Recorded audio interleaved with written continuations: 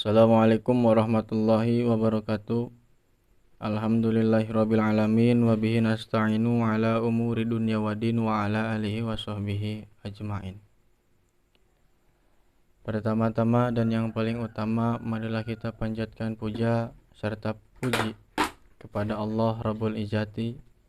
Tak lupa sholawat serta salam marilah kita curah limpahkan kepada hariban baginda alam, yakni Habibi Habibana wa Nabiyana wa Maulana Muhammad sallallahu alaihi wasallam. Sebelumnya izin untuk memperkenalkan diri.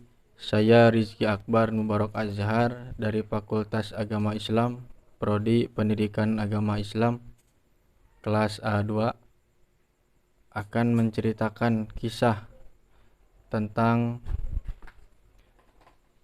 orang yang kehilangan untanya di tanah yang sunyi. Ini adalah kisah seorang laki-laki di mana Rasulullah Shallallahu Alaihi Wasallam menjadikannya sebagai perumpamaan terhadap kebahagiaan Tuhan dengan taubat hambanya.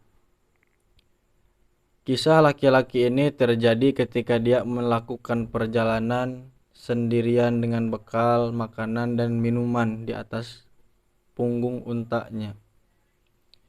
Dia berangkat membelah daratan untuk sampai di tempat tujuannya. Riwayat-riwayat hadis menunjukkan bahwa yang bisa melewati daratan ini dengan selamat hanyalah orang yang telah mengenal seluk-beluk dan lika-liku jalannya. Laki-laki ini membawa bekal makanan dan air yang cukup bagi musafir selama dia harus membelah daratan itu. Hadis-hadis menerangkan bahwa daratan ini adalah daratan yang sepi tanpa tumbuh-tumbuhan, sunyi dan mencelakakan karena tidak berair dan bermakanan. Di tengah hari, laki-laki musafir ini melihat sebatang pohon di daratan itu.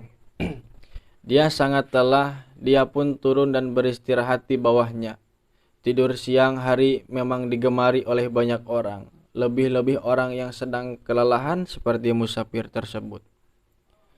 Begitu dia menutup kedua matanya, untanya lalu menghilang. Ketika dia bangun, dia tidak melihatnya. Dia sangat terkejut, bukan karena rugi unta dan makanannya.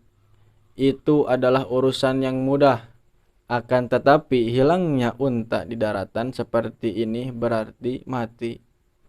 Oleh karena itu dia berlari ke sana kemari untuk mencarinya tetapi tidak menemukannya. Dia kembali ke tempat semula dalam keadaan lelah dan haus sehingga lelahnya dia pun tertidur. Ketika dia bangun, dia menemukan untanya sudah di depan matanya. Dia sangatlah bahagia dengan kebahagiaan seperti orang yang selamat dari kematian. Saking bahagianya, dia salah berucap kepada Tuhannya. Dia berkata, "Ya Allah, Engkau adalah hambaku dan aku adalah Tuhanmu." Seperti yang tertuang dalam sebagian riwayat hadis. Rasulullah Shallallahu Alaihi Wasallam telah menyampaikan kepada kita bahwa Allah lebih berbahagia dengan taubatnya seorang hamba daripada orang yang menemukan kembali untanya di daratan yang mematikan tersebut. Seperti yang telah dijelaskan oleh Rasulullah Shallallahu Alaihi Wasallam. Pelajaran-pelajaran dan faedah-faedah yang bisa kita ambil dari hadis tersebut. Yang ke-1, keutamaan bertaubat. Taubat menjadikan Allah ridho. Allah lebih berbahagia dengan taubatnya seorang hamba daripada laki-laki yang menemukan untanya di daratan yang mematikan. Yang kedua, menetapkan sifat faroh, kebahagiaan bagi Allah.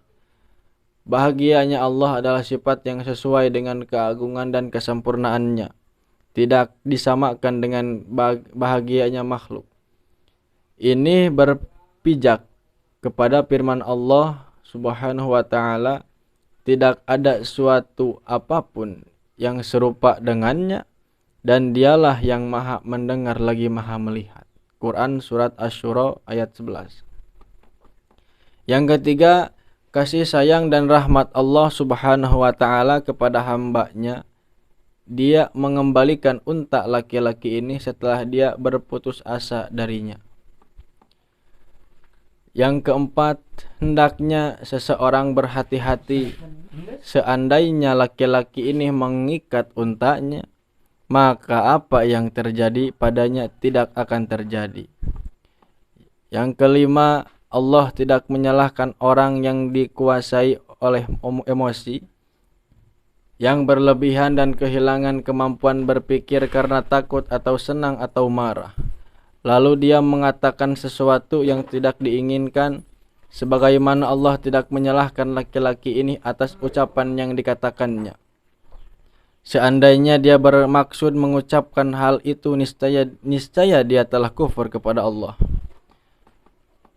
Poin keenam, seseorang diperbolehkan menceritakan ucapan dari orang lain yang salah, seperti Rasulullah SAW yang menceritakan ucapan laki-laki ini, dan sebagaimana Al-Quran yang menyampaikan ucapan orang-orang mengatakan kekufuran. Seperti ucapan mereka, sesungguhnya Allah miskin dan kami kaya. Quran surat Al-Imran ayat 181. Dan ucapan mereka, tanya Allah terbelenggu. Sebenarnya tangan mereka lah yang terbelenggu, dan mereka itu dilaknat disebabkan apa yang telah mereka katakan itu. Quran surat Al-Maidah ayat 64. Mungkin hanya ini yang dapat saya ceritakan, kurang lebihnya mohon maaf. Bila ada tutur kata yang salah, penyampaian yang kurang pas, mohon dimaafkan. Wabillahi taufiq wal hidayah. Wassalamualaikum warahmatullahi wabarakatuh.